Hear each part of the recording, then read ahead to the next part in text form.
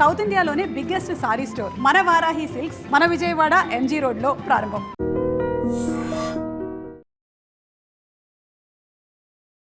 నమస్కారం, welcome to I dream. ధర్మ మార్గం విత్ విజిత కార్యక్రమానికి స్వాగతం.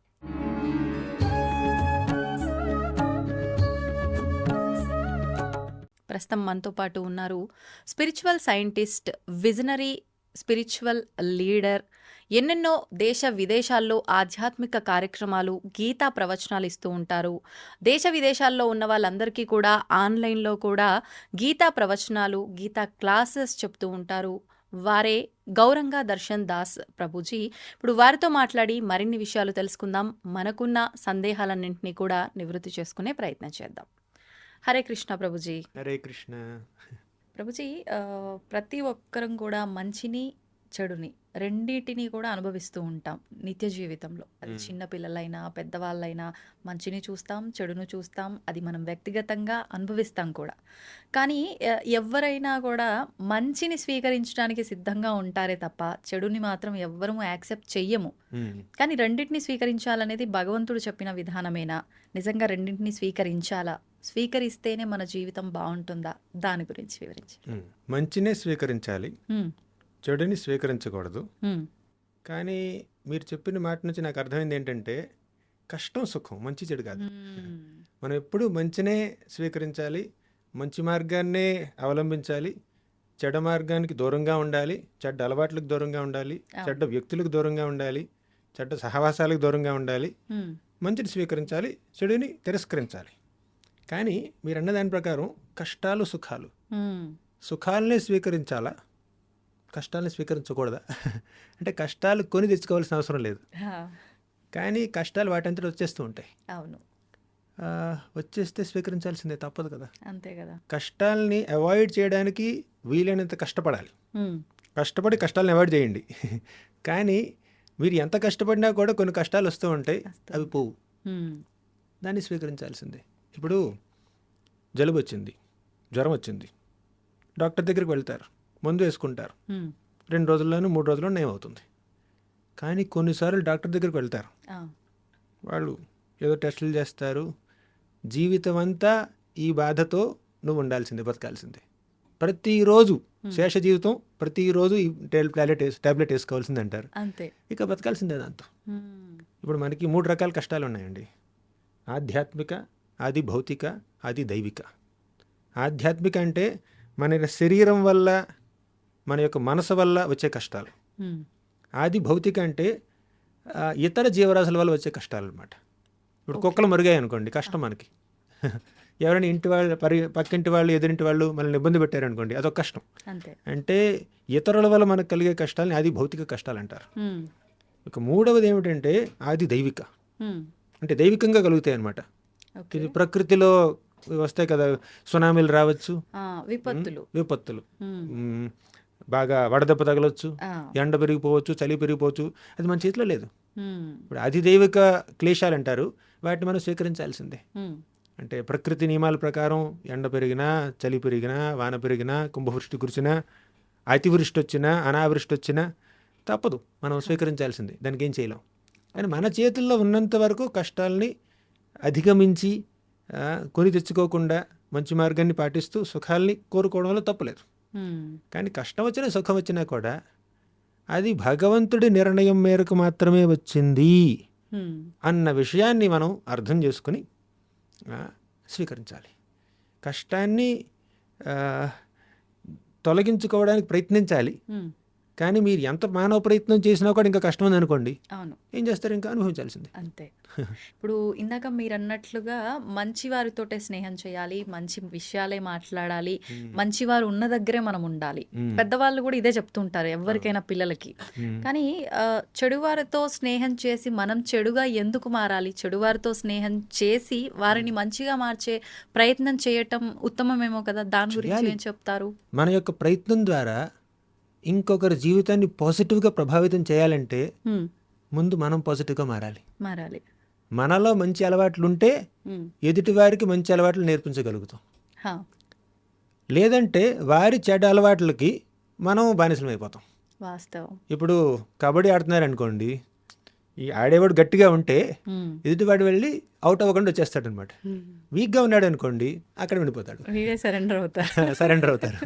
అవునా? అలాగే మన కబడ్డీ ఆడేవాళ్ళు వెళ్ళేవాళ్ళు కొంచెం వాళ్ళకి శక్తి కూడా చూసుకోవాలి. చూసుకోవాలి. అలాగే మనం మన సాధన చేసి మంచి మార్గాన్ని ధర్మ మార్గాన్ని ఆచరించి హ్మ్. ఎదుటి వారిని పాజిటివ్గా ఇన్ఫ్లుయెన్స్ చేయొచ్చు, వారికి 4 మాటలు మంచి మాటలు చెప్పొచ్చు. హ్మ్. కానీ మనలో అంత పరిపక్వత లేదనుకోండి, ఆహా. ఎదుటివారి చెడు ప్రవర్తన వల్ల మనం ఇన్ఫ్లుయెన్స్ అయ్యే అవకాశం ఉంది. ఓకే. చెడు దాని నుంచి తొందరగా మనం- అట్రాక్ట్ అవుతాము అంటూ ఉంటారు కదా, ఆ, అలా. హ్మ్. ఇప్పుడు డాక్టరు పేషెంట్ ట్రీట్ చేయాలి, అవునా? గ్లౌజ్ ఎందుకు వేసుకుంటాడు, మాస్క్ ఎందుకు పెట్టుకుంటాడు, యాప్రాన్ ఎందుకు వేసుకుంటాడు? ఆ ఇన్ఫెక్షన్ నాకు తగలకూడదని. జాగ్రత్త. మిమ్మల్ని మీరు కాపాడుకుని ఎదుటి వారికి సహాయం చేయండి. హ్మ్. జన్మ సార్థక్ కరి కరో పరోపకార్. ముందుగా మన సాధన, మన యొక్క సత్ప్రవర్తన, మన యొక్క మంచి అలవాట్లు సరిగ్గా లేవనుకోండి, హ్మ్. ఇక అది మనకు సరిగ్గా లేకుండా మనం ఎదుటి వారికి ఏదో సహాయం చేద్దాం, ఉద్ధరిద్దాం ప్రపంచాన్ని అంటే కష్టం. అంతే. మనల్ని మనం ఉద్ధరించుకోవాలి, అప్పుడు ఎదుటివారిని ఉద్ధరిస్తాం. సంఘాత్ సంజాయితే కామ అన్నారు.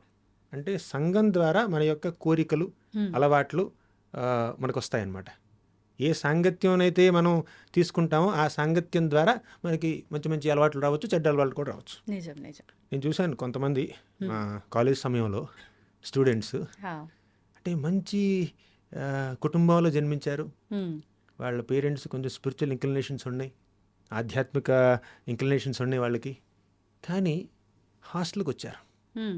చెడ్డ సాహసాలు చేశారు, అనవసరమైనటువంటి అలవాట్లన్నీ వాళ్ళు పెంచుకున్నారనమాట. ఓ. అంటే ఇంతకుముందు సత్వగుణ వాతావరణంలో పెరిగిన వీళ్ళు అవును. ఇప్పుడు ఆ సత్వగుణాన్ని కోల్పోయారు. ఎందుకు? రజోగుణంతో సాహసం చేశారు, తమో గుణంతో సాహసం చేశారు కాబట్టి. హ్మ్.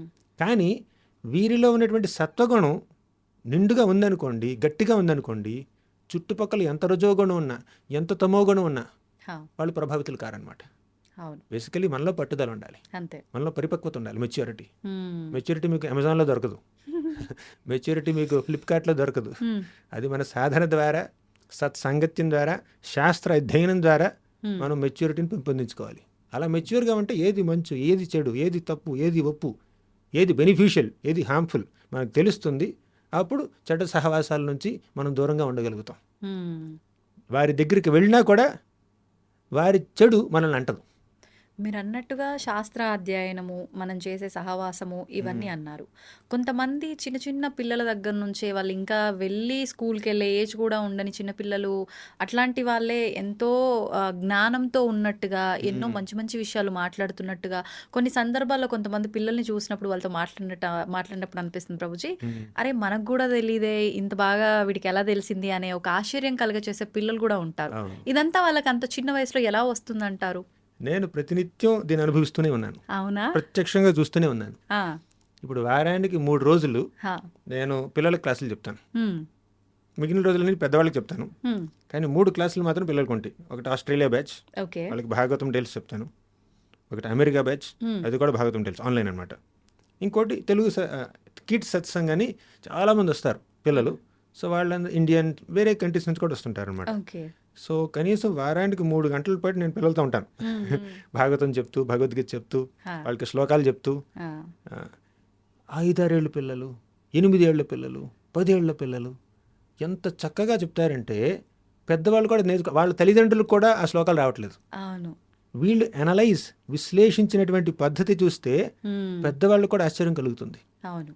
ఎందుకంటే భగవద్గీతలో 6వ అధ్యాయంలో శ్రీకృష్ణుడు అంటాడు, ఎవరైనా ఒక యోగ మార్గాన్ని, అంటే ఆధ్యాత్మిక మార్గాన్ని అవలంబించి చనిపోయే ముందు పెర్ఫెక్షన్ పొందలేదు అంటే ఆ యోగ మార్గాన్ని వాళ్ళు కంప్లీట్ చేయలేదు. వాళ్ళకి కృష్ణుడు ఒక అవకాశాన్ని కల్పిస్తాడు. ఏమిటది? మళ్ళీ శుచీనాం శ్రీమతాంగేహే, అంటే మంచివారి ఇళ్లల్లో, వైష్ణవుల ఇళ్లల్లో మళ్ళీ పుట్టి వారి యొక్క ఆధ్యాత్మిక జీవనాన్ని కొనసాగించే విధంగా చేస్తాడనమాట. ఇప్పుడు భక్తి చేశారండి, భక్తి మార్గాన్ని ఆచరించారు, ఈ జన్మలో 50% చేశారు, అవునా?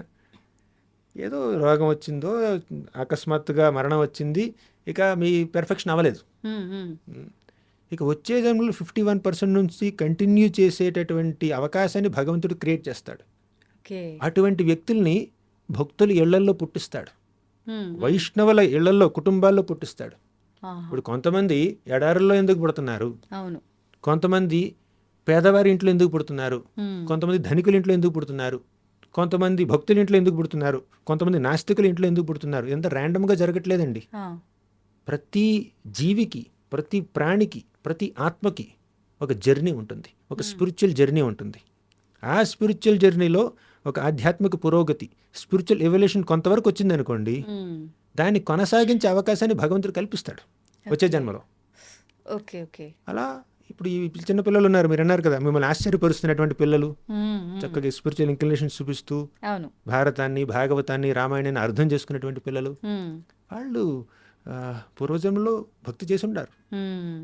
చేసి కాస్త కుస్తో మిగిలిపోయింది, అవును. మళ్ళీ జన్మించారు, జన్మిస్తూ భక్తిని కొనసాగిస్తున్నారు. వారు భక్తిని కొనసాగిస్తూ మనకి కూడా స్ఫూర్తినిస్తున్నారు. కానీ ప్రభుజీ తల్లి గర్భంలో ఉన్నంత వరకు కూడా పూర్వజన్మ వాసనలన్నీ కూడా గుర్తుంటాయి. వన్స్ భూమి పైన పడ్డ తర్వాత మాయలో కమ్మేస్తుంది, అన్నీ మర్చిపోతారు అంటారు. మరి మీరు అన్నట్లుగా ఆ జన్మవన్నీ కూడా వీళ్ళు ఎలా కంటిన్యూ చేయగలుగుతారు ఇవన్నీ మర్చిపోయినప్పుడు? మరి ఏది వాస్తవం అనుకోవాలి రెండిట్లో? ఇప్పుడు మీరన్నమాట శ్రీమద్ భాగవతం 3వ స్కందంలో ఉందండి. ఉమ్. 3వ స్కందంలో కపిలుడు తన తల్లి అయినటువంటి దేవహూతికి ఉమ్. ఈ విషయాలన్నీ బోధిస్తాడనమాట. ఓకే. తల్లి గర్భంలో 9 నెలలు ఉన్నటువంటి ఆ శిశువు అనుభవించేటటువంటి ఆ కష్టాలు, ఫిజికల్గా, మెంటల్గా, ఒక భక్తుడైనటువంటి అంటే భక్తి మార్గాన్ని కాస్త కూస్తో ఆచరించినటువంటి ఒక వ్యక్తి ఆ. మళ్ళీ తల్లి గర్భంలోకి ప్రవేశించవలసి వస్తే, ఉమ్. అంటే భక్తిలో పూర్తిగా పరిపక్వత పొందలేదు కాబట్టి మళ్ళీ తల్లి గర్భంలోకి ప్రవేశించాడు. ఓకే. అప్పుడు ఏమనుకుంటాడంటే అటువంటి వాడు, నేను గత జన్మలో నా యొక్క భక్తి మార్గాన్ని సరిగ్గా ఆచరించలేదు, ఉమ్. ఇంకా మిగిలిపోయింది, ఉమ్. మళ్ళీ తల్లి గర్భంలోకి వచ్చాను. 9 నెలల పాటు ఆ పసికందుని ఆ తల్లి గర్భంలో బంధించడం అంటే అది సామాన్యం కాదండి. మనల్ని ఎవరైనా ఒక గోన్లో మూట కట్టారనుకోండి, అవును. 9 నెలల పాటు అలాగే ఇచ్చారు, కదలడానికి మెదలడానికి అసలు లేదు, సమయం లేదు, అది ప్లేస్ లేదు, స్పేస్ లేదు, చాలా కష్టం అనమాట. అటువంటి కష్టమైనటువంటి పరిస్థితుల్లో ప్లస్ ఇంకోటి ఏంటంటే ఆ మలం మూత్రం చుట్టుపక్కల ఉంటుంది అనమాట తల్లి గర్భంలోనే. తల్లి కాస్త కొంచెం కారం తిందంటే పిల్లవాడికి ఒళ్ళు మండిపోతుంది, మండిపోతుంది. అవునా? అలా ఆ లోపల ఉన్నటువంటి బిడ్డ చాలా కష్టాలు అనుభవిస్తాడు 9 నెలలు. అవును. ఆ సమయంలో పూర్వజన్మలో చేసిన భక్తి కాస్త గుర్తొస్తే, అంటే భక్తుడు అయి ఉంటే, ఓకే. అప్పుడు ఆ సందర్భంలో ఆ వ్యక్తి భగవంతుడిని ధ్యానిస్తాడు. స్వామి, నేను నా భక్తి మార్గాన్ని సీరియస్గా తీసుకోకుండా ఉమ్. మళ్ళీ ఇంకో తల్లి గర్భంలోకి ప్రవేశించవలసి వచ్చింది. కానీ ఈ జన్మలో మాత్రం అటువంటి పనులు చేయను నేను. ఈ జన్మలో మాత్రం నేను పూర్తిగా నీ పాదపద్మాలకి అంకిత భావంతో సేవ చేసేటటువంటి అవకాశాన్ని కల్పించు అని వేడుకుంటాడనమాట. ఉమ్. ఆ సందర్భంలో అటువంటి వ్యక్తి ఇంకొక ప్రార్థన కూడా చేస్తాడు. ఏమిటంటే, స్వామి, నన్ను ఇక్కడే చంపేశాయి, ఉమ్. తల్లి గర్భంలో పుట్టకముందే నా జీవనాన్ని ఇక్కడ ముగించేసేయి నువ్వు. ఎందుకంటే నువ్వు కనుక ఇక్కడ ముగించావంటే నేను ఇప్పుడు నిన్ను తలుచుకుంటున్నాను, ఉమ్. నీ స్మరణలో ఉంటూ నేను మరణిస్తే నిన్ను చేరుకుంటాను.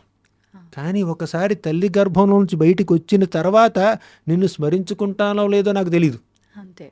తర్వాత మాయ ప్రభావం చేత ఇంకేం జరుగుతుందో నాకు తెలియదు. కాబట్టి ఇప్పుడే నేను సరైన కాన్షియస్నెస్లో ఉన్నానని చెప్పి థ్యాంక్ యూ కూడా చెప్తాడు. ఒక పశ్చాత్తాపం ఉంటుంది, ఒక కృతజ్ఞతాభావం ఉంటుంది, ఒక పట్టుదల ఉంటుంది. ఉమ్. ఇవన్నీ ఎటువంటి శిశువుకు ఉంటాయండి? పూర్వజన్మలో భక్తి మార్గాన్ని కాస్త కూస్తో ఆచరించినటువంటి వ్యక్తులకి ఉమ్. అటువంటి పరిస్థితి ఉంటుంది. ఓకే. కానీ అలా ప్రతి ప్రాణి, తల్లి కడుపులోకి ప్రవేశించినటువంటి ప్రతి ప్రాణి అలా ఎప్పుడు భగవంతుని ప్రార్థించడండి. ఎందుకంటే చాలామంది ఎందుకు తల్లి కడుపులో ప్రవేశిస్తారు?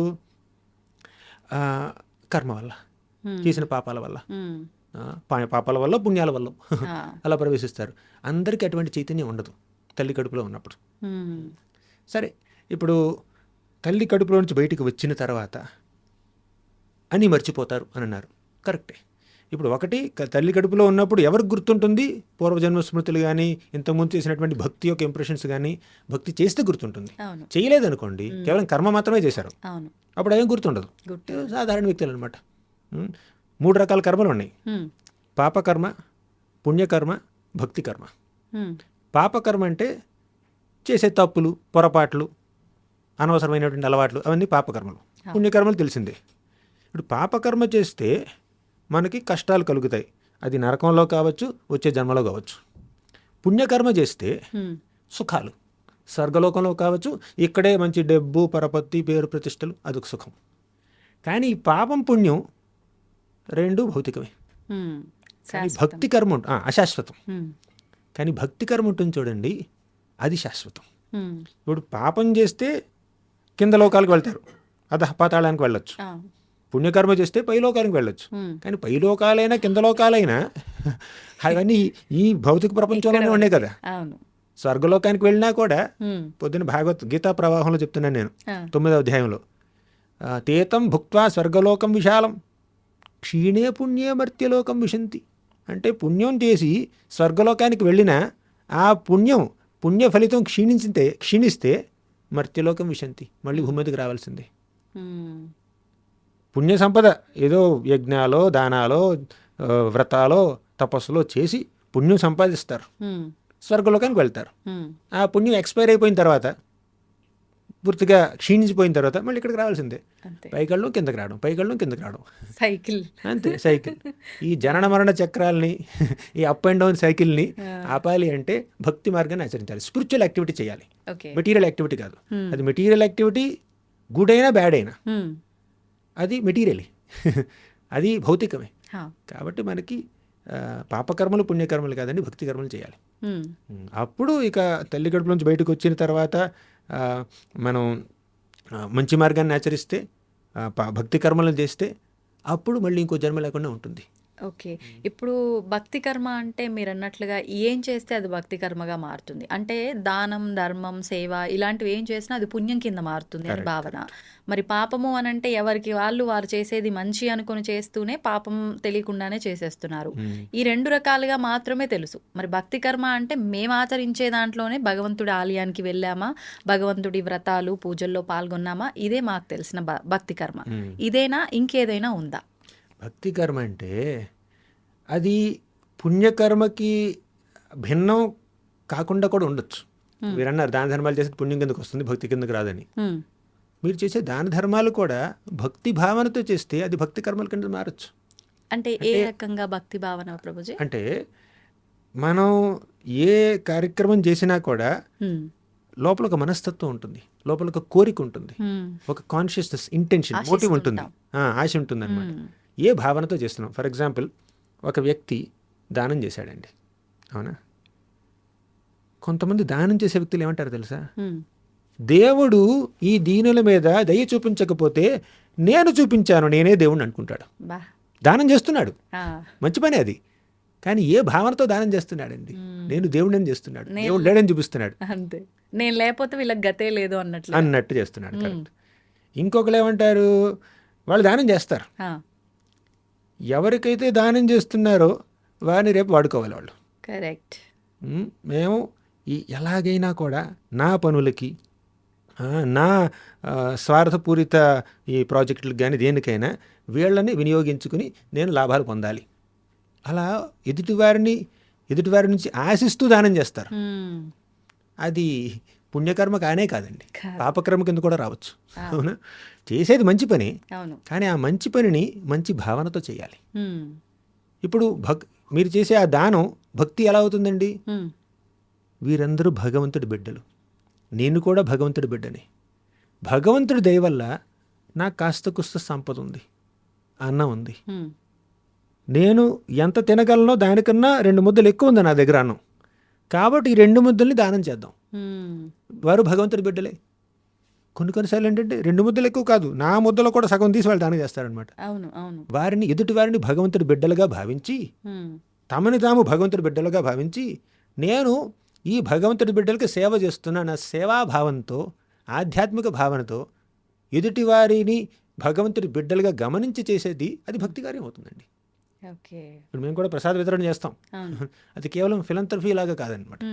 అది భగవంతుడికి నైవేద్యం పెట్టినటువంటి ఆ ప్రసాదాన్ని, భగవంతుడి యొక్క ప్రసాదాన్ని అందరికీ పంచడం అంటే దేవుడికి వారిని దగ్గరగా తీసుకురావడం. ఆకలి తీర్చడం అంటే అది కేవలం శరీరానికి సంబంధించినటువంటి దానం. కానీ భగవంతుడికి నివేదన చేసినటువంటి నైవేద్యాన్ని వాళ్ళకి పెట్టామనుకోండి, మీరు వారికి శారీరకంగా హెల్ప్ చేయట్లేదండి, అవును. ఆధ్యాత్మికంగా హెల్ప్ చేస్తున్నారు. ఓకే. ఓకే. మరి ఆత్మని భగవంతుడి దగ్గర తీసుకొస్తున్నారు. హ్మ్. కాబట్టి చేసే ప్రతి పని, మీరు ఉద్యోగం చేస్తున్నారు, మీరు ఇంటర్వ్యూలు తీసుకుంటున్నారు, ఇది కూడా భక్తి కావచ్చండి. ఇది కేవలం వృత్తి కాదు, హ్మ్. భక్తి కావచ్చు. ఓకే. ఏది మీరు భక్తి భావనతో చేస్తే, అంటే ఇప్పుడు దేవుడి గురించినటువంటి 4 మాటల్ని ఇతర వ్యక్తుల ద్వారా, హ్మ్. ఈ ఛానల్ ద్వారా అందరికీ అందించడానికి ప్రయత్నిస్తే అది భక్తి ప్రచారం చేస్తున్నారు. మీరు వ్యక్తుల్ని సనాతన ధర్మం దగ్గరికి తీసుకొస్తున్నారు, అది భక్తి కార్యం అవుతుంది. అది పాపకార్యం కాదు, పుణ్యకార్యం కాదు. ఆ. అవునా? సెల్ఫిష్నెస్ లేదు, హ్మ్. అదనమాట. అంటే నాలో స్వార్థం లేకుండా నేను భగవంతుడు నాతో చేయిస్తున్నాడు అనే భావనలో ఉన్నప్పుడు అది భక్తి కార్యం అవుతుందంటారా? మనం భగవంతుడి యొక్క ప్రతినిధిగా, హ్మ్.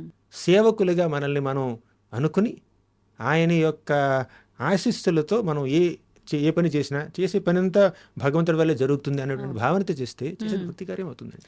ప్రతిదీ అంటే తింటున్నా ఏం చేసినా కూడా కృష్ణార్పణం అని ఎవరి ఇష్టదైవాన్ని వాళ్ళు తలుచుకొని అలా స్వామికి అర్పించి చేస్తే అది అవుతుందా ప్రభుజీ? ఖచ్చితంగా. ఇప్పుడు కోర్ స్పిరిచువల్ యాక్టివిటీస్ కొన్ని ఉన్నాయండి, ఆ.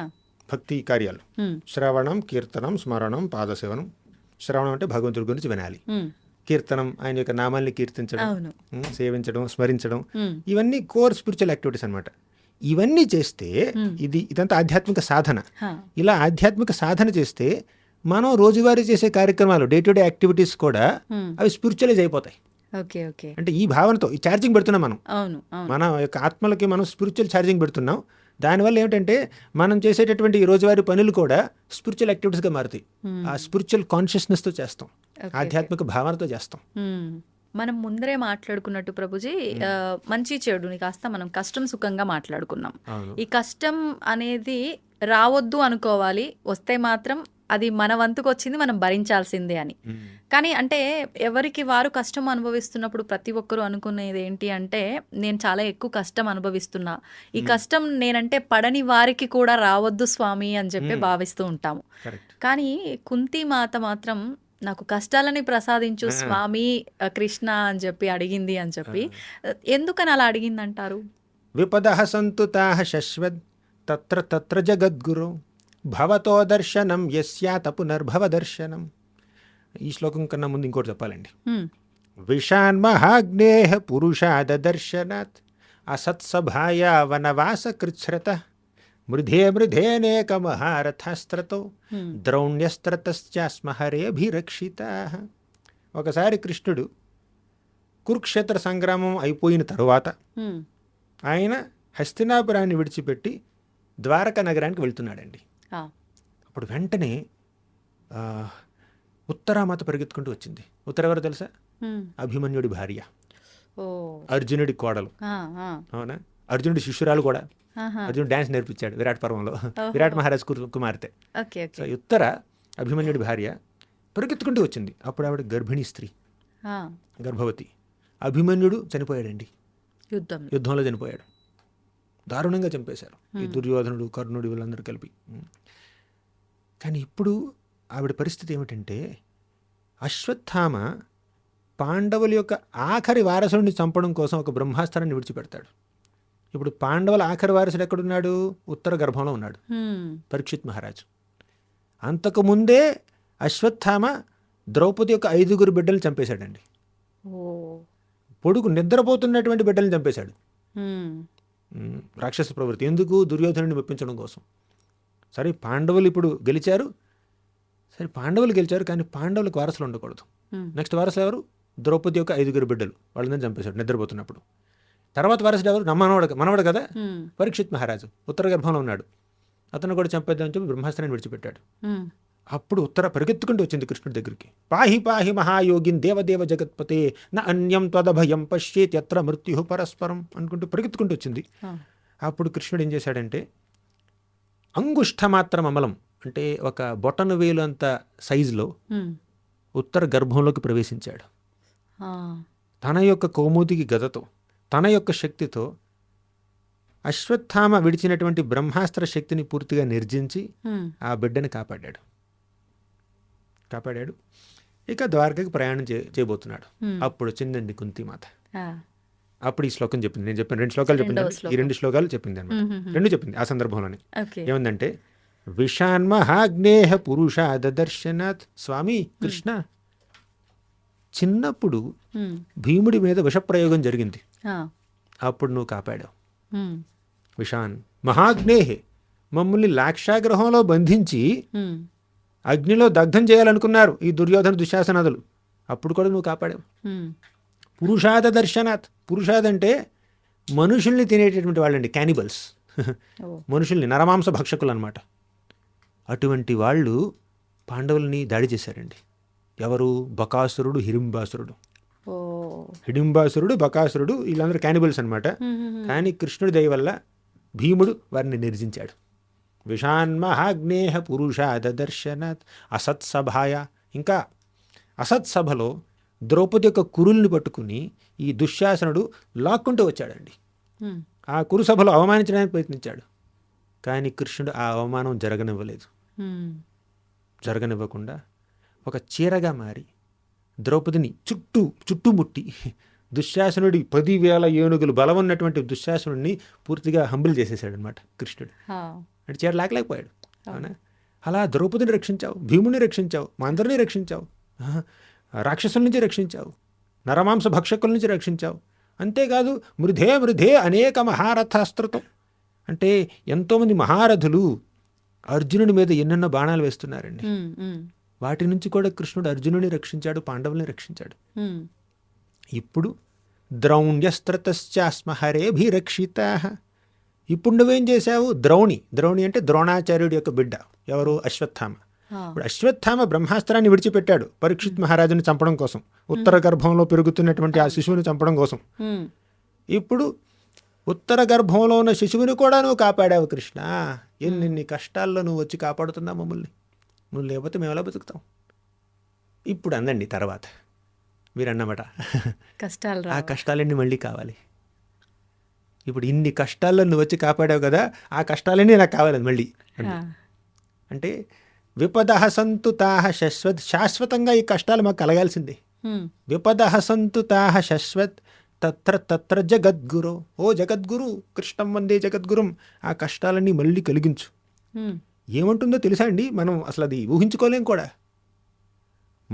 నా బిడ్డ భీముడి మీద మళ్ళీ విషప్రయోగం జరగాలి, మమ్మల్ని మళ్ళీ నరమాంస భక్షకులు ముట్టడి చేయాలి, మా ఇంటికి మళ్ళీ నిప్పంటించాలి, మా కోడల్ని మళ్ళీ అవమానించాలి. ఇదండి ఒక రకంగా చెప్పాలంటే. ఎవరైనా కోరుకుంటుంది ఆవిడ. అవునా? విపదః సంతుతాః శాశ్వతంగా ఈ కష్టాలు ఉండని. తత్ర జగద్గురు. ఎందుకు? కష్టాలంటే ఇష్టమా? మీకు చాక్లెట్ ఇష్టం, ఇంకెవరికి దోశలు ఇష్టం, ఇంకొంతమందికి ఇడ్లీలు ఇష్టం, ఇంకొంతమందికి పిజ్జా ఇష్టం, కుంతి కష్టాలు ఇష్టం. అది కాదు ఇక్కడ మెసేజ్ ఏమిటంటే, భవతో దర్శనం యస్యాత్ పునర్భవ దర్శనం. మాకు ఎప్పుడైతే కష్టం కలిగిందో ఆ సందర్భంలో నువ్వు వచ్చి నువ్వు దర్శనం ఇచ్చావు మాకు. భవతో దర్శనం యస్యాత్, నీ యొక్క దర్శనం తీసుకుంటే అపునర్భవ దర్శనం. భవ అంటే ఈ భౌతిక జగత్తు. నిన్ను ఎవరైతే దర్శిస్తారో వాళ్ళు మళ్ళీ ఈ భౌతిక జగత్తుని దర్శించరు. ఇంకా మరొక జన్మ లేదు. ఇప్పుడు కష్టాల ద్వారా నిన్ను చూసే అవకాశం మాకు కలుగుతుంది అంటే కష్టాలు ఓకే మాకు. అంటే కష్టాలంటే ఇష్టం అని కాదు అక్కడ విషయం. సుఖాల ద్వారా నువ్వు కనిపిస్తే ఓకే, కష్టాల ద్వారా కనిపిస్తే ఓకే, ఒడిదుడుకుల ద్వారా కనిపిస్తావు ఓకే, నువ్వు కనిపించాలి, మీ దర్శనం కావాలి నాకు. సో కుంతిమాతకి కృష్ణుడిని చూడడం అంటే ఇష్టం, ఆయన సమక్షంలో ఉండడం అంటే ఇష్టం. తర్వాత ఏముందో తెలుసా కుంతిమాత? కృష్ణుడు కురుక్షేత్ర సంగ్రామం అయిపోయింది, పాండవులు రాజులయ్యారు. ఇప్పటి వరకు కృష్ణుడు వారికి ఇచ్చినటువంటి సపోర్టు ఇంకా అవసరం లేదు, వాళ్ళు రాజులు కదా. ఇప్పుడంటే వనవాసం చేస్తున్నారు, చాలా ఒడిదుడుకుల్లో ఉన్నారు, కష్టాలు తీరిపోయినాయి. కృష్ణుడు ద్వారకకు వెళ్ళాడు మళ్ళీ. అప్పుడు పాండవులు, ద్రౌపది మాత, కుంతిమాత వీళ్ళందరూ ఏమనుకుంటున్నారంటే కష్టాలు ఉన్నప్పుడే బాగుండేది, కృష్ణుడు కనిపించేవాడు. ఇప్పుడు కష్టాలే లేవు, కృష్ణుడు కూడా కనిపించట్లేదు, కాబట్టి కష్టాలు మళ్ళీ వస్తే బాగుంటాయి అనుకుంటున్నారు అనమాట. అంటే భగవంతుడిని చూడడానికి వాళ్ళు అలా ఊళ్ళు ఊరుతారు. అంటే విశ్వాసం కూడా ఉంది ఆయన మీద వాళ్ళకి. కష్టం వచ్చింది అంటే కష్టానికి మళ్ళీ తోడుగా స్వామి ఉంటాడు మాతో అని. అవును, స్వామి కష్టాలు తీర్చడానికి తోడుగా ఉండడం కాదు అక్కడ విషయం. స్వామిని చూసి అదృష్టం కలుగుతుంది అంతే. ఆయన కష్టం తీర్చకపోని మాకు అది అవసరం లేదు, అంటే దాంతో మాకు we have no interest in it. ఇప్పుడు ఉత్తరామాత అండి అవును. వచ్చింది కృష్ణుడి దగ్గరికి. స్వామి, నా బిడ్డని చంపడానికి అశ్వత్థామ బ్రహ్మాస్త్రం విడిచిపెట్టాడు హ్మ్. అని కాపాడమని వచ్చింది. కానీ ఉత్తరామాత అనుకోవచ్చు, నా భర్తని కాపాడలేదే ఈ కృష్ణుడు. హ్మ్. కురుక్షేత్ర సంగ్రామంలో కొద్ది రోజుల ముందు అవును. అభిమన్యుడి మీద దాడి జరిగితే అభిమన్యుడిని కాపాడలేదు కృష్ణుడు. అవును. నా భర్తని కాపాడనటువంటి ఈ కృష్ణుడు ఈరోజు నా బిడ్డను కాపాడుతాడా, వేరే దేవుడి దగ్గరికి వెళ్దాం అనుకోలేదండి. ఆ. నువ్వు కాపాడినా కాపాడకపోయినా, నువ్వు కష్టం కలిగించినా సుఖం కలిగించినా నువ్వే మా దిక్కు. అంతే. ఇదండి విశ్వాసం అంటే. విశ్వాసం అంటే కష్టాలు తీరుస్తాడు, కోరికలు తీరుస్తాడు అన్న విశ్వాసం కాదండి. హ్మ్. కష్టాలు తీర్చినా తీర్చకపోయినా, కోరికలు తీర్చినా తీర్చకపోయినా ఆయన మీద విశ్వాసం. ఆయన ఏం చేసినా నా మంచికి. తల్లి ఆలింగనం చేసుకున్నా బిడ్డ మీద ప్రేమే, హ్మ్. ఒక చెంపదబ్బిచ్చినా కూడా బిడ్డ మీద ప్రేమే. అంతే. ప్రేమతోనే మందలిస్తుంది, ప్రేమతోనే ఆలింగనం చేసుకుంటుంది. హ్మ్. తల్లి తల్లి. అలాగే తండ్రి తండ్రి, అంతే. భగవంతుడు. ఆయన కష్టాలు కలిగించవచ్చు, సుఖాలు కలిగించవచ్చు. హ్మ్. కానీ కష్టం సుఖంతో దేవుడికి భక్తులకి పెద్ద పట్టింపు లేదండి. అదే. వారికి కృష్ణుడితోనే పట్టింపు. అందుకే కృష్ణుడు అన్నాడు, ఎప్పుడైతే మనం కష్టాన్ని సుఖాన్ని ఒక రకంగా చూడగలుగుతామో అప్పుడే మనం ఆయన్ని చేరుకోవడానికి రెడీగా ఉన్నట్టు. హ్మ్. ఇక్కడ కష్టాలకి సుఖాలకి మనం ప్రభావితం అయిపోయాం అనుకోండి, అంటే మెటీరియల్ ప్లేన్లో వచ్చేటటువంటి హ్యాపీనెస్ డిస్ట్రెస్కి మనం గనక ఇన్ఫ్లుయెన్స్ అయ్యామనుకోండి, స్పిరిచువల్ ప్లేన్కి మనం రెడీ కాదన్నట్టు. హ్మ్. ఇప్పుడు కష్టం వచ్చినా సుఖం వచ్చినా దాన్ని ఒకే రకంగా చూడగలిగామనుకోండి, దానికి రెడీ. ఓకే. వచ్చినా కథ చెప్తాను. హ్మ్. చిన్నప్పుడు నేను 10th క్లాస్ ఎంత చదువుతున్నాను. ఓకే. మా పిన్ని కూతురు ఉంది, 5 ఏళ్ల పిల్ల. ఆహా. అప్పుడు మేము షాపింగ్కి వెళ్ళామన్నమాట. హ్మ్. హ్మ్. వెళ్తే అక్కడ ఒక మొబైల్ ఫోన్ చూసింది. హ్మ్. ఆ మొబైల్ ఫోన్ ఎలా అంటే కీ ఒక కీ నొక్కితే 1 నొక్కితే ఓ పాట వస్తుంది. హ్మ్. పూర్తి పాట కాదు, జస్ట్ ఒక చిన్న క్లిప్పింగ్ అనమాట, Okay. పల్లవి. 2 నొక్కితే ఇంకో పాట, 3 నొక్కితే ఇంకో పాట, 4 నొక్కితే ఇంకో పాట, 5 నొక్కితే ఇంకో పాట, అలా పాటలు. అవునా? ఓకే. అప్పట్లో స్మార్ట్ ఫోన్స్ లేవండి, నోకియా ఫోన్ ఉండేది, కొత్తగా వచ్చింది అనమాట. కీప్యాడ్స్. నోకియా ఫోన్, అది బ్లాక్ అండ్ వైట్ అనమాట. హ్మ్. కానీ ఇది చాలా అట్రాక్టివ్గా ఉంది పిల్లకి. 50 రూపాయలు అప్పట్లో. ఓ. ఉమ్, కావాలి కావాలంటుంది. మా పిన్నేమో కొన్న అంటుంది. అవునా? కానీ ఈ పిల్ల ఏడుస్తుంది, 5-6 ఏళ్ళ పిల్ల అంతే, ఏడుస్తుంది, నాకు కావాలి కావాలి అంటుంది. కానీ లేదు, నువ్వు నొక్కి నొక్కి అందరిని నిద్రపాడు చేస్తావు నువ్వు. 2 రోజులు ఫోన్ పాడు చేస్తావు, అవును. ఆ ఫోన్ బాగున్నంత వరకు మన నిద్రపాడు చేస్తావు. ఓకేనా? కాబట్టి నీకు అక్కర్లేదు పాడు చేయడం ఇక్కడ కామన్. కామన్. అలా అని చెప్పి శాంక్షన్ చేయలేదన్నమాట. ఆహా. చేయకుండా షాప్ నుంచి బయటకు వచ్చి ముందుకు వెళ్ళిపోతుంది. హ్మ్. ఈ పిల్లని నాకు విడిచిపెట్టారనమాట. నేను ఈ పిల్లని ఓదార్చాలి, హ్మ్. నా పని. రోడ్డు మీదే ఇక భయంకరంగా సీన్ చేస్తుంది ఓ. ఈ పిల్ల. అవునా? నేను వెళ్ళి, నేను స్టూడెంట్ని, నా దగ్గర డబ్బులు ఏమిటి, నేను ఎలాగ ఏం చేయలేను. అవును. వెళ్ళి చెప్పాను, పిన్ని ఇచ్చేద్దాం ప్లీజ్, కొనేద్దాం అని అంటే సరే అని నా మొహం చూసి శాంక్షన్ చేసింది అనమాట మా పిన్ని. ఫోన్. మళ్ళీ షాప్కి వెళ్ళాం. ఆ. ఓకేనా? ఇప్పుడు కొంచెం కళ్ళు తుడుచుకుని ఇక స్టార్ట్ చేస్తుంది అనమాట. ఏం చేద్దాం? వాడు పెట్టాడు ముందుగా ఒక రెడ్ ఫోన్ పెట్టాడు, పింక్ ఫోన్ పెట్టాడు, ఎల్లో ఫోన్ పెట్టాడు, బ్లూ ఫోన్ పెట్టాడు, బ్లాక్ ఫోన్ పెట్టాడు, ఇవన్నీ ఫోన్లు పెట్టాడు అనమాట. ఇప్పుడు ఈ పిల్ల ఏం చేయాలో అర్థం కావట్లేదు. రెడ్ తీసుకోనా, బ్లూ తీసుకోనా, పింక్ తీసుకోనా? కానీ తల్లికి ఏమిటి, రెడ్ తీసుకున్నా, పింక్ తీసుకున్నా, బ్లూ తీసుకున్నా 50 రూపాయలు ఇవ్వాలి 50 రూపాయలు ఇవ్వాలి, వచ్చే పాటలు అవే. వచ్చే పాటలు ఏదో ఒకటి. కానీ విషయం ఏంటంటే, ఇప్పుడు ఒక బ్లాక్ ఫోన్ తీసుకుంటే ఈ పిల్లకి కష్టం కలుగుతుంది, బాధ. హ్మ్. కానీ పింక్ ఫోన్ తీసుకుంటే ఆనందం కలుగుతుంది. అంటే ఫేవరెట్ కలర్ అయింది, తీసేసుకుంది అనమాట. ఓకే. ఓకే. ఇప్పుడు పింక్ నాకు కష్టాన్ని సుఖాన్ని కలిగిస్తుంది, ఈ బ్లాక్, బ్లూ, గ్రీన్ అవి నాకు ఇబ్బంది కలిగిస్తుంది, లేదంటే నాకు ఇష్టం లేదనమాట. హ్మ్. హ్మ్. కానీ తల్లి ముందేమందంటే ఒరిజినల్ ఫోన్ ఇచ్చింది, నోకియా ఫోన్ ఇచ్చింది. హ్మ్. ఇప్పుడు దీంతో వాడుకోవచ్చు, నువ్వు మీ తండ్రితో మాట్లాడవచ్చు, ఇది వాడుకుంటే లేదు, నాకు అదే కావాలంటుంది. ఓకేనా? కానీ ఇప్పుడు తల్లి శాంక్షన్ చేసేసిన తర్వాత హ్మ్. ఇప్పుడు ఈ పిల్ల ఏ ఫోన్ తీసుకుంటుంది, ఏ రంగు ఫోన్ తీసుకుంటుంది అనేది పిల్ల చాయిస్. అంతే. ఆ పిల్లకి ఒక ఫోన్ ఆనందాన్ని ఇవ్వచ్చు, ఇంకో ఫోను నిరుత్సాహాన్ని ఇవ్వచ్చు. కానీ తల్లికి 2 ఒకటే. అంతే. ఎందుకు? తల్లి మెచ్యూర్ కాబట్టి, తల్లి దగ్గర నిజమైన ఫోన్ ఉంది కాబట్టి. పిల్లకి మాత్రం బొమ్మ ఫోన్ కావాలి. హ్మ్. అలాగే భక్తిలో పరిపక్వత పొందిన వ్యక్తులు ఉంటారు చూడండి, వారి దగ్గర నిజమైన ఫోన్ ఉన్నట్టు అనమాట, దేవుడితో మాట్లాడుతున్నట్టు. భక్తి మార్గంలో లేని వాళ్ళు ఉంటారు చూడండి, వాళ్ళు నాకు ఈ కష్టం వద్దు, సుఖం కావాలి, కన్ఫ్యూజన్. ఇది ఆనందం, ఇది ఇది ఆనందం కాదు అని వాళ్ళు దీన్ని ద్వంద్వాలు అంటారండి. కష్టం, సుఖం, గెలుపు, ఓటమి, మంచి, చెడు అంత భౌతికమేనండి. అది పింక్ ఫోన్ అయినా ఎల్లో ఫోన్ అయినా అది ఫోన్ కాదు, బొమ్మ అది అంతే. ఇది నిజమైన ఫోన్. అలాగే కష్టమైన సుఖమైనా ఈ ప్రపంచంలో అది డబ్బు అయినా పేదరికమైనా లేక ధనం ఉన్నా కూడా అదంతా తాత్కాలికమే. కష్టం సుఖం ఈక్వల్. ఎలా ఈక్వల్? రెండు తాత్కాలికం కాబట్టి. కృష్ణుడు ఏమన్నాడు? దుఃఖాలయం అశాశ్వతం అన్నాడు. ఈ ప్రపంచమే దుఃఖాలయం, దుఃఖాలకు నెలకొలువు, అశాశ్వతం. ఇందులో ఉన్న కాస్తో కుస్తో సుఖం కూడా అది అశాశ్వతం. కొంచెం గ్రాస్గా చెప్పాలి అంటే ఒక ఆయన ఏమన్నారంటే ఈ ప్రపంచంలో ఉన్నది ఒక 40% సుఖం మూత్రత్యాగం ద్వారా జరుగుతుందన్నమాట. ఇంకో 40% సుఖం మలత్యాగం ద్వారా. అంటే ఎవరైతే ఈ మలమూత్ర త్యాగం చేస్తారో, అంటే అందరూ చేస్తూ ఉంటారు అవునా, అప్పుడు జరిగే రిలీఫ్ ఇంకా దేంట్లో దొరకదు అనమాట. అంటే అది చేసే అవకాశం లేకపోతే లోపల చాలా బాధపడతారనమాట. ఇప్పుడు అది ఎమర్జెన్సీలో ఉన్న వ్యక్తులకి మీరు కొత్త ఐఫోన్ తీసుకొచ్చి ఇచ్చినా, ఒక కొత్త నెక్లెస్ తీసుకొచ్చి ఇచ్చినా, లేదు ముందు నేను బాత్రూమ్కి వెళ్ళాలి తర్వాత ఇవన్నీ అలా అంటారా? అలాగే ఈ ప్రపంచంలో పెద్ద సుఖం లేదండి. అవును, కాస్త కుస్త సుఖాలు కూడా చాలా తాత్కాలికమైనటువంటి సుఖాలు. కాబట్టి తాత్కాలిక సుఖాల కోసం ప్రాకులాడకుండా, తాత్కాలికంగా వచ్చే కష్టాలను చూసి మరీ ఓవర్వెల్మ్ అయిపోకుండా మీరు వాటిని తటస్థ వైఖరిలో ఎలా డీల్ చేయగలో అలా డీల్ చేయండి. మీ శాయశక్తిలా మీరు మానవ ప్రయత్నంతో దాన్ని డీల్ చేయండి.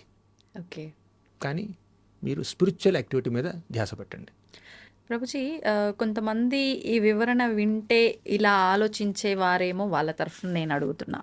చెప్పండి. మరి ప్రతిదీ భగవంతుడి ఆటే, అవును, ఇవన్నీ శాశ్వతమైనవి కావు, తాత్కాలికమైనవి. అలాంటప్పుడు ఎందుకు ఇవన్నీ సృష్టించబడాడు? ప్రతి ఒక్కటి భగవంతుడి సృష్టి. మంచి, చెడు, కష్టం, సుఖం, ఈ ద్వంద్వ పదాలు ఏదైతే ఉన్నాయో, ఆ అనుభవాలు ఏదైతే ఉన్నాయో, ఏది కూడా ఆయన కనుసన్నల్లో జరగట్లేదు అని చెప్పలేం. అన్నీ ఆయన ఆజ్ఞతోటే జరుగుతున్నాయి, ఆయనే ఆడిస్తున్నాడు అనుకుంటున్నాం.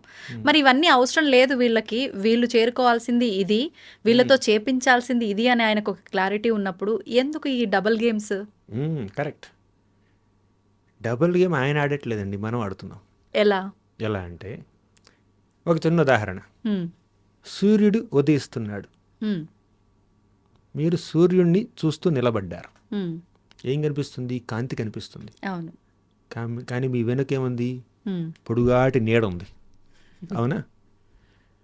మీరు గనక సూర్యుడిని చూడకుండా సూర్యుడికి వెన్ను చూపించి ఇటు చూశారనుకోండి, ఏం కనిపిస్తుంది? నల్లటి నీడ కనిపిస్తుంది.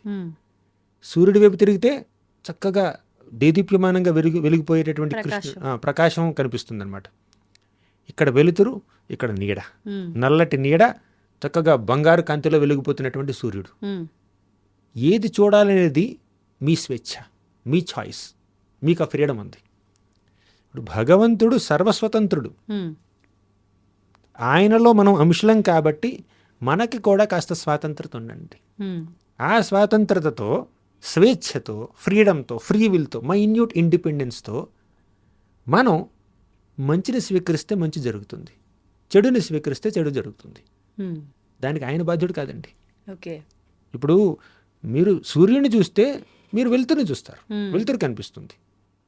సూర్యుడికి వెన్ను చూపిస్తే నీడ కనిపిస్తుంది. నాకు నీడ కనిపిస్తుంది, నల్లగా నీడ కనిపిస్తుంది, అంత సూర్యుడితో తప్పంటే కుదరదుగా. వెనకాల నీడ ఎందుకుంది? సూర్యుడు మీ వెనకాల ఉన్నాడు కాబట్టి మీ ఎదురుగా నీడ కనిపిస్తుంది. సూర్యుడు మీ ముందున్నాడు కాబట్టి మీ వెనకాల నీడ ఉంది. అంటే నువ్వు ఎటు స్టాండ్ తీసుకోవాలనే నిర్ణయం నీకు ఇచ్చేశాడు భగవంతుడు. కరెక్ట్.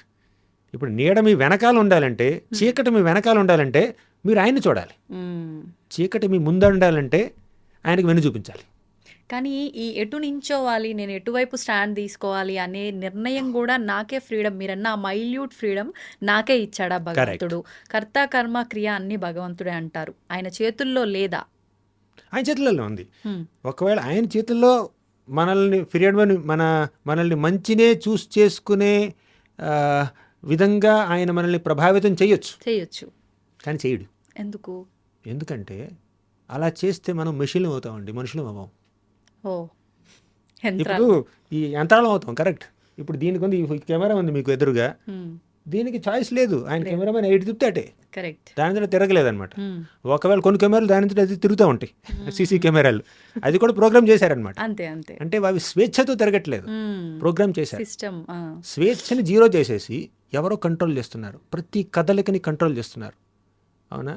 అలా మన యొక్క ప్రతి కదలికని, ప్రతి ఒక్క ఆలోచనని, ప్రతి కోరికని, ప్రతి మనోభావాన్ని భగవంతుడు కంట్రోల్ చేశాడు అనుకోండి, మనం మనుషులం కాదు, మనం వ్యక్తులం కాదు, మనం మనుషులం అయిపోతాం. వాస్తవం.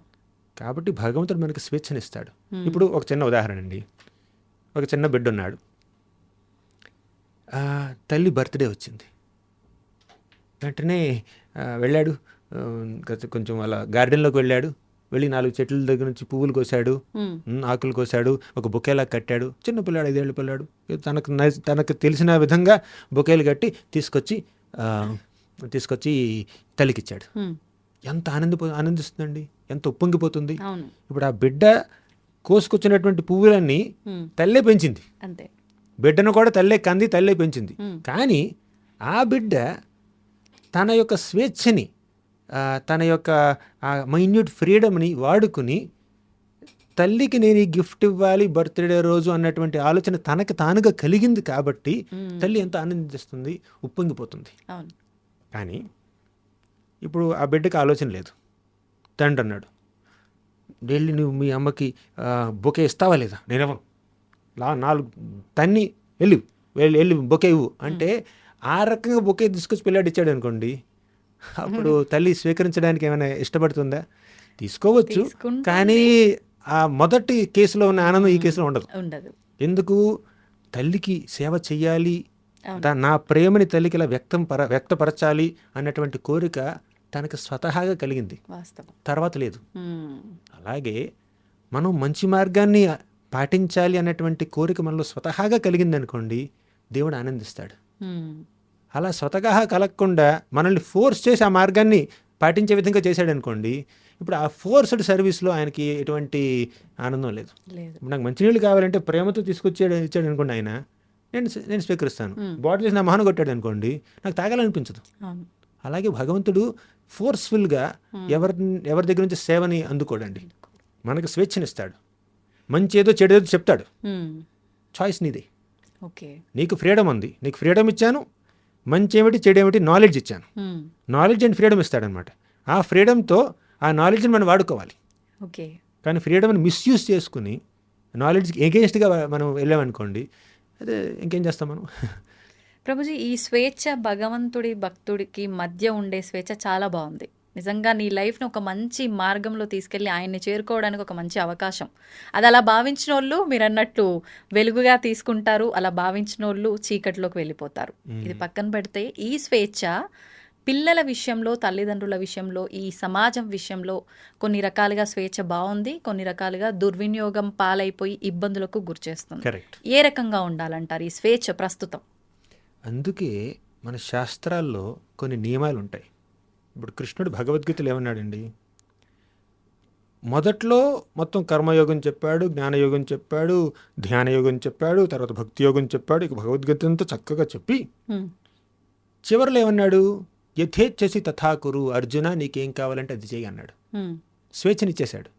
కానీ స్వేచ్ఛ ఇచ్చే ముందు ఎంతో జ్ఞానాన్ని ఇచ్చాడు. యుక్తాహార విహారస్య యుక్త చేష్టస్య కర్మసు. ఆహారం తీసుకున్నామంటే ఒక నియమం ప్రకారం తీసుకో, ఏది పడితే అప్పుడు ఎప్పుడు పడితే అప్పుడు తినొద్దు. యుక్తాహార, యుక్తి వాడి ఆహారాన్ని స్వీకరించు. విహారస్య, రిక్రియేషన్, ఎంటర్టైన్మెంట్ కూడా ఇక రోజంతా ఎంటర్టైన్మెంట్ కాదు, దానికి కూడా ఒక రెగ్యులేషన్ ఉండాలి. యుక్త ఆహార విహారస్య యుక్త చేష్టస్య కర్మసు. పని కూడా ఇక వర్కహాలిక్స్ ఉంటారు కదా, 24 గంటలు పని చేస్తూనే ఉంటారు, అలా కాదు, ఒక రెగ్యులేషన్ ఉండాలి చెప్పాడు కృష్ణుడు. యుక్త ఆహార విహారస్య యుక్త చేష్టస్య కర్మసు యుక్త స్వప్నావబోధస్య. నిద్ర కూడా ఒక రెగ్యులేటెడ్గా ఉండాలి. నిద్ర తగ్గిపోయింది అనుకోండి ఫంక్షన్ చేయలేం, నిద్ర మరీ ఎక్కువైపోయింది అనుకోండి ఇక సోమర్తనం వస్తుంది, మొత్తానికే చేయలేం, అసలే చేయలేము. అలా ఒక రెగ్యులేషన్ ఉండాలి మనం చేసే పనిలో. ఇప్పుడు రెగ్యులేషన్ ఉండాలి అని చెప్పి కృష్ణుడు చెప్పాడు, జ్ఞానం ఇచ్చాడు. కానీ చివరిలో ఏమన్నాడు, యథేచ్ఛసి తథాకురు, నీ ఇష్టం. రెగ్యులేషన్ ఉంటే మంచిదని నేను చెప్తున్నాను, కానీ రెగ్యులేటెడ్గా నువ్వు ఉండనని నువ్వు అనుకుంటే నీ ఇష్టం, అది పద్ధతిలా ఉండాలి, తర్వాత ఏం చేస్తావో నీ ఇష్టం. అంతే. యథేచ్ఛ తథాకరు, ఆ స్వేచ్ఛనిచ్చాడు. అలాగే ఇప్పుడు తర్వాత ఏమన్నాడంటే అనుద్వేగకరం వాక్యం సత్యం ప్రియహితం చేయత్ స్వాధ్యాయాభ్యసనం చైవ వాంగ్మయం తప ఉచ్యతే అన్నాడు. అంటే ఎదుటివారికి ఉద్వేగం కలిగించకుండా మాట్లాడు, సత్యం చెప్పు, శాస్త్రాల్ని అధ్యయనం చెయ్యి, ఈ విధంగా నీ యొక్క వాక్శక్తిని వినియోగించన్నాడు. కానీ కొంతమంది వాక్శక్తిని ఇంకో రకంగా వినియోగించారనుకోండి, ఎదుటివారిని నిందించడానికో లేదంటే బాధించడానికో ఇంకేదో పిచ్చి పిచ్చి పనులు చేయడానికో చేశారనుకోండి, అది వారి యొక్క స్వేచ్ఛ. ఇప్పుడు స్వేచ్ఛనిచ్చాడు, జ్ఞానాన్ని కూడా ఇచ్చాడు. ఇప్పుడు తల్లిదండ్రులు పిల్లలు అంటున్నారు మీరు, పిల్లలకి తల్లిదండ్రులు జ్ఞానాన్ని ఇవ్వాలి, ఏది మంచి ఏది చెడు చెప్పాలి, ఆ జ్ఞానంతో పాటు స్వేచ్ఛనివ్వాలి. ఆ స్వేచ్ఛని వాళ్ళు దుర్వినియోగం చేసుకున్నారనుకోండి, అది వారి తప్పు అవుతుంది. కానీ స్వేచ్ఛ ఇచ్చే ముందు జ్ఞానం ఇవ్వలేదనుకోండి, ఇది వీరి తప్పు అవుతుంది, తల్లిదండ్రులు తప్పు అవుతుంది. కరెక్ట్.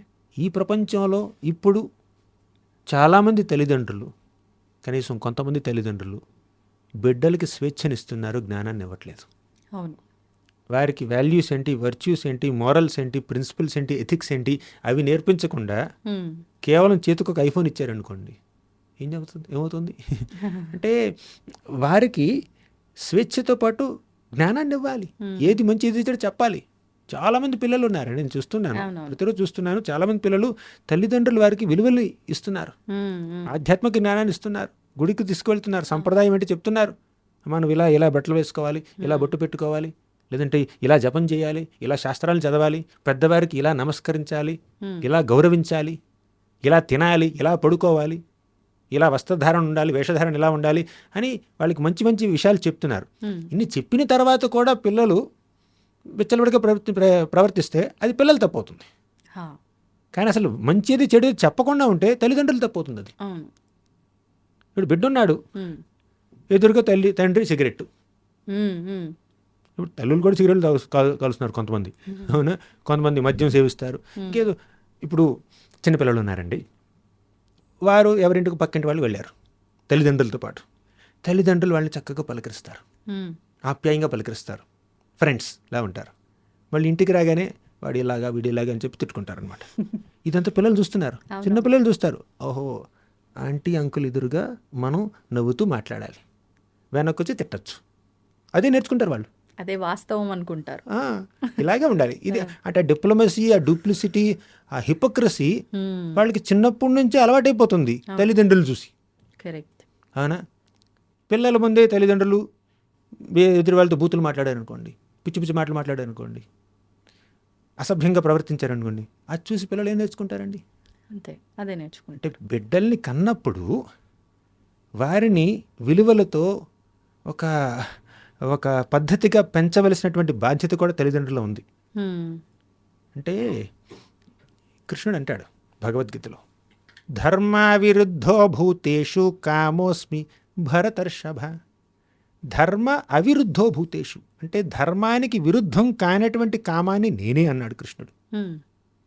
కామం అంటే స్త్రీ పురుషుల మధ్యలో ఉండేటటువంటి ఆ కామం ధర్మానికి విరుద్ధం కాకపోతే అది సాక్షాత్తు భగవంతుడే, దేవుడే, దైవత్వం. అది అంటే ధర్మానికి విరుద్ధంగా లేనటువంటి కామం అంటే శాస్త్రసమ్మతంగా స్త్రీ పురుషులు వివాహం చేసుకుంటారు, చేసుకుని శాస్త్రసమ్మతంగా ధర్మాన్ని ఆచరిస్తూ బిడ్డల్ని కంటూ ధర్మ ప్రకారం బిడ్డల్ని పెంచుతూ ఉంటారు. అది ధర్మ అవిరుద్ధో భూతేషు కామోస్మి భరతర్షభ. అది అటువంటి ఎగ్జాంపులరీ గృహస్థ జీవనం సాక్షాత్తు భగవంతుడే. ధన్యవాదాలు Prabhuji. Hare Krishna. And for more videos, Please subscribe to iDream. Please subscribe to iDream. Please subscribe iDream. And please subscribe to iDream. For more videos, subscribe to iDream. please like, share and subscribe to the channel. Congratulations, iDream. Subscribe to iDream. Subscribe to iDream. So subscribe to iDream Media. iDream ki iDream team అందరికి huge congratulations. Please subscribe iDream Media. Please subscribe to iDream. Subscribe iDream. Please subscribe to iDream. iDream అంటే నా కళల ఛానల్ను subscribe చేసుకున్నారు, నోరు తిరుగుతలేదు, మీరైతే గంట గుర్తు కొట్టండి. For more such videos, please subscribe to iDream. Subscribe to iDream. Please subscribe to iDream. Please subscribe iDream Media. Please do subscribe to iDream. Please subscribe to iDream Media. For best entertainment and information, please subscribe iDream. And don't forget to subscribe to iDream.